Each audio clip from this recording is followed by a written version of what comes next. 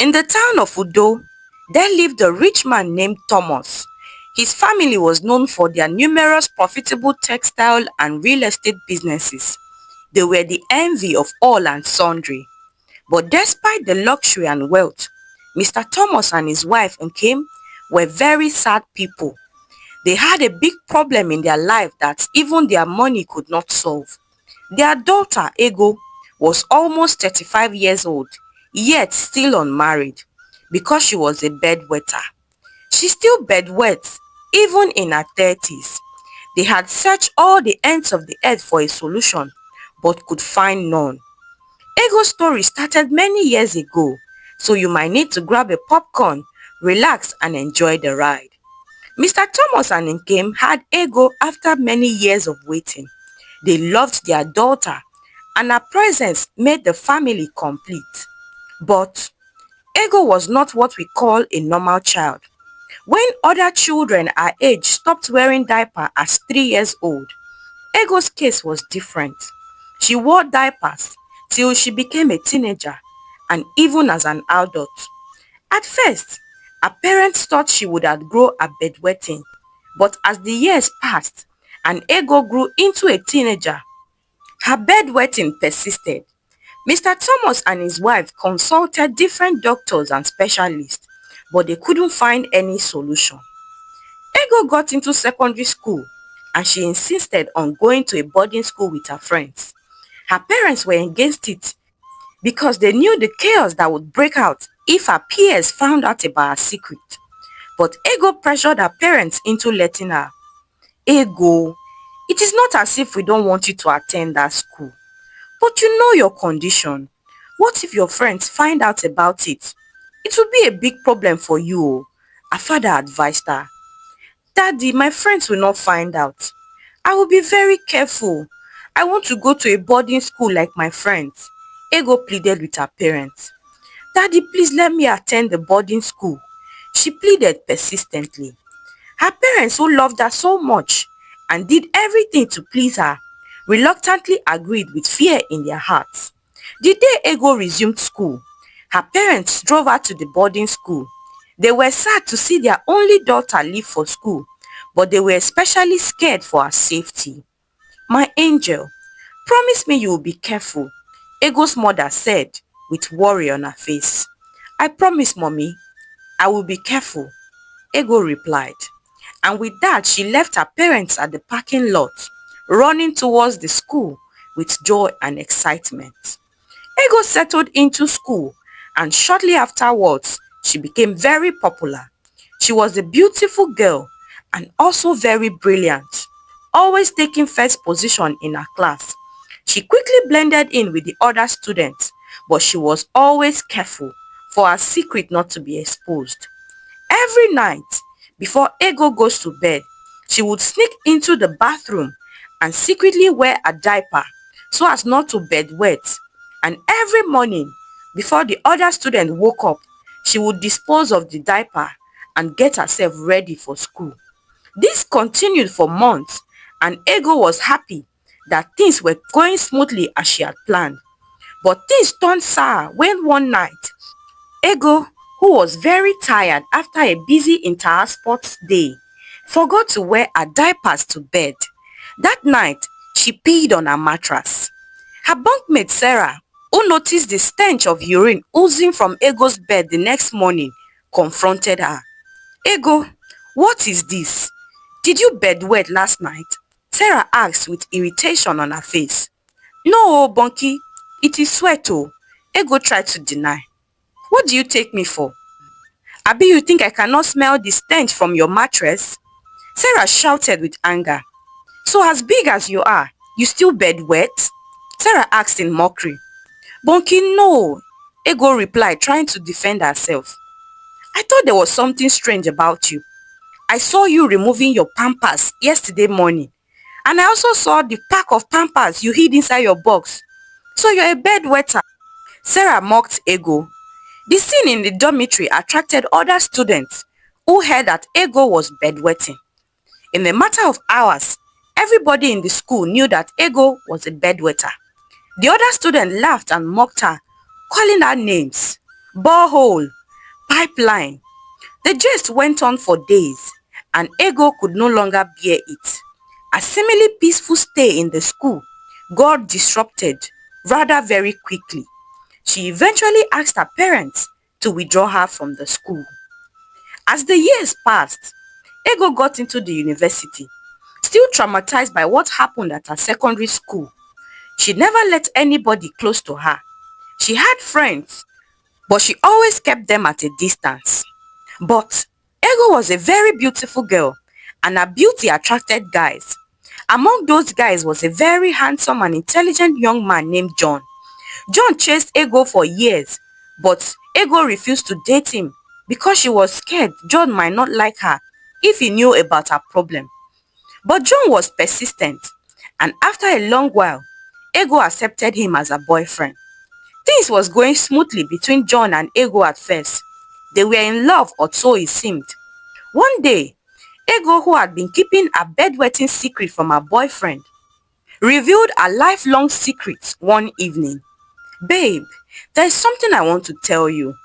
It's my very secret, but I don't want to hide anything from you," Ego said. "Ego, is it serious? You can tell me anything. You know I got you." John replied, "I have this condition. It has been there since I was a baby," Ego said with a hint of fear. "Babe, talk to me. I am your man. We shouldn't hide any secret away from each other." John replied, "Okay, the thing is, I bedwet myself every night. I can't control it no matter how much I try. My parents have taken me to several hospitals, but I haven't been able to get help," Ego said with sadness on her face. "What? Are you joking? Stop, Joe. That's such an expensive joke," John said as he tapped Ego on her shoulder playfully. But the look on Ego's face told him otherwise. He was dumbfounded at what he had just heard. Ego helplessly looked at his face, searching for any emotion at all. But John sat there in silence, and for the rest of the evening, there was a thick, awkward silence between them. John broke up with her shortly afterwards. "Ego, I don't think I can be with somebody that bedwets," he said. "I mean, life is already tough as it is. I can't add your problems to it. I think it's best if we go our separate ways." Ego was devastated. She loved John so deeply. He was her first love, but she couldn't blame him for breaking up with her. After all, she was the one with the incurable disease. Ego vowed never to tell anybody about her secret, no matter what. She vowed to keep her lips sealed. Years passed and Ego turned 30.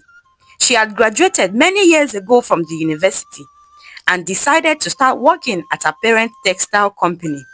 Suitors from far and wide came into her father's compound to seek her hand in marriage, but she turned them down. She didn't want a repeat of what happened with John in the university, but her biological clock was ticking, and her parents became increasingly worried for their daughter. "Ego Yibom, my gold, your mother and I are so worried about you. You are now 30 years old, and you have refused to accept any of the suitors that came. Don't you want to have children? Don't forget you are our only child. Who will inherit all this wealth we have amassed?" Mr. Thomas, Ego's father, said one evening with pain in his heart. "Papa, it's not as if I don't wish to marry. In fact, I desire it. But you know my problem. What if the person I want does not accept this part of me? I don't want to go through any heartbreak again. I've had enough to last me for a lifetime," Ego replied. "I know, my princess, but you can't close your heart from love. And you're not the first person to have this kind of problem, and you won't be the last. You have to open your heart to someone, and if he genuinely loves you, he would accept your flaws." And came Ego's mother chimed in. Ego went into her room that evening and she cried bitterly. She genuinely desired to be loved, but her fears of being rejected had kept her back all these years. She cursed her fate and caused her incurable disease. Ego was working out at a gym one Saturday morning. As she was about to head out after her workout section, a tall, handsome man approached her. His name was Ebuka. Ebuka introduced himself and he revealed that he had been noticing her for months now. He asked for Ego's number, but she declined. She didn't want any attention from men. But after much pleading from Ebuka, Ego collapsed under his spell and she gave out her phone number to Ebuka. Indeed, Ebuka was a fine man and Ego couldn't help but wish she was normal. Weeks passed and Ego found herself falling head over heels for Ebuka. He was a sweet, intentional man who knew what he wanted. He told Ego that he wanted to marry her, but she shrugged him off. Ego, I want to see your parents. I like you so much. You're the type of woman I like, Ebuka said one evening on the phone. I don't think I can marry you, Ego replied. But why? Do you already have someone you want to marry? Or am I not good enough for you? Ebuka asked with sadness in his voice. Ego liked Ebuka too, but she couldn't bring herself to tell him the real reason why she couldn't marry him. She was scared he would run away like John. She told her parents about Ebuka and his intentions to marry her, and her mother advised her to come clean with Ebuka. My dear, if he loves you, he wouldn't mind your condition. He will marry you regardless, her mother said. But mama, what if he minds? What if he runs away like John? Ego replied. My dear, it is better for him to run away now that you are not married to him. Then you can be certain if he truly loves you or not, her mother advised her. But Ego couldn't bring herself to tell Ebuka the truth. Her relationship with Ebuka got serious, and after a few months of courting, they got married. On their wedding night, Ego was restless. She couldn't sleep that night from fear of exposing her secret, and she couldn't wear her adult diaper in front of her husband. She stayed awake all night. When Ebuka asked why she wasn't sleeping, she claimed that she was too excited to sleep. Over the next couple of months, Ego hid her bedwetting secret carefully.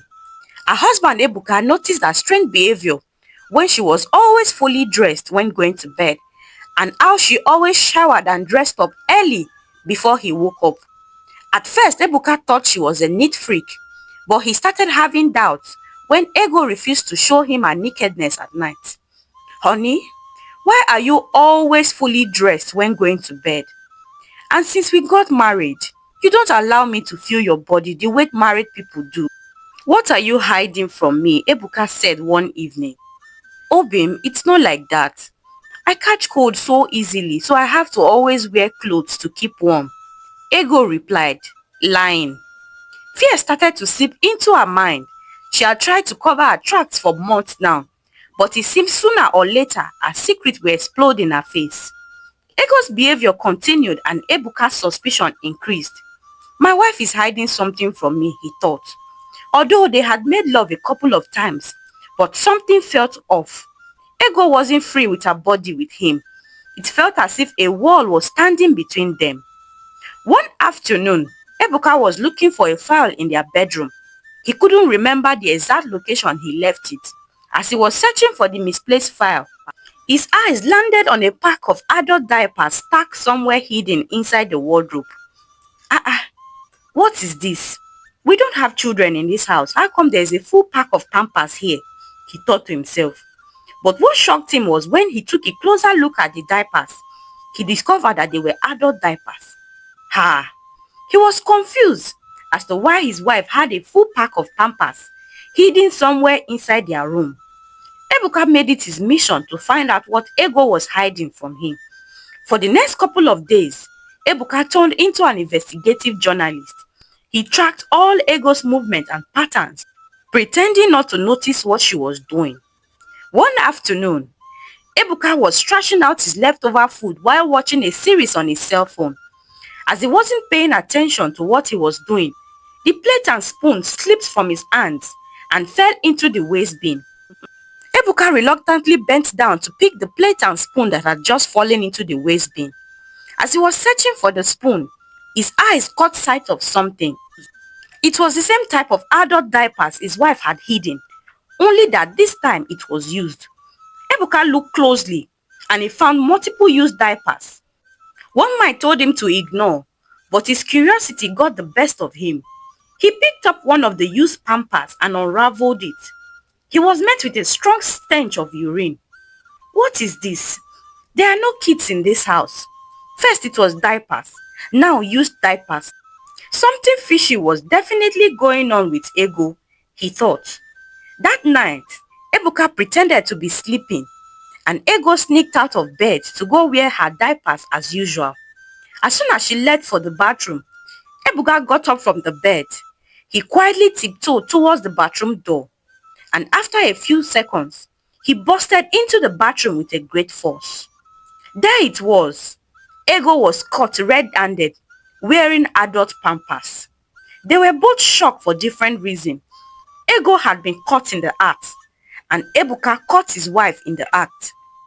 Care to explain what is going on here? He said with a soft voice. And please, don't even try to lie to me, he said, his voice shaking. Ego couldn't find her words. She knew it was over for her. Her dirty stinking secret is out. After minutes of awkward silence, Ego came clean about her bedwetting. Why? Why didn't you tell me about this? I mean, you know I love you. But this is pure deception. You had all the opportunity in the world to come clean, but you hid the truth from me, deceiving me and lying to me, Ebuka said as he broke down in hot tears. I am sorry. I was scared you would run away if you found out about this part of me, Ego said, tears streaming down her face. This is betrayal, and my heart is broken. I don't think I can continue with this marriage, Ebuka said. No, please don't say that, Ego cried out, her biggest fear coming to knock her down with no hope of ever getting up. First thing tomorrow morning, please pack your things and go back to your parents.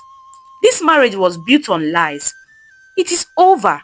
My family will come and collect the bride price we paid. If there's anything else you need, please take and go, Ebuka said as he cried bitterly.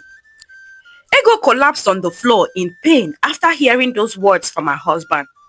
It is over, she thought. It is over. Ebuka moved to the guest room that night, and Ego couldn't move from the spot she sat in the bathroom, crying bitterly. The next morning, Ego packed her bag and headed straight to her parents' house. And as she left, she felt the weight of her lies, Ebuka's rejection, and her broken home. And she cried bitterly. Hey lovelies, what do you think of this story? Have you ever seen anybody or heard of anybody who was bedwetting till they got to their adult stage? How did they overcome that challenge? Are they still bedwetting? Please let me know in the comment section below. And don't forget to like this video, leave a comment, and hit the subscribe button to help our channel grow. Thank you for watching, and until I bring another interesting story your way again, bye for now.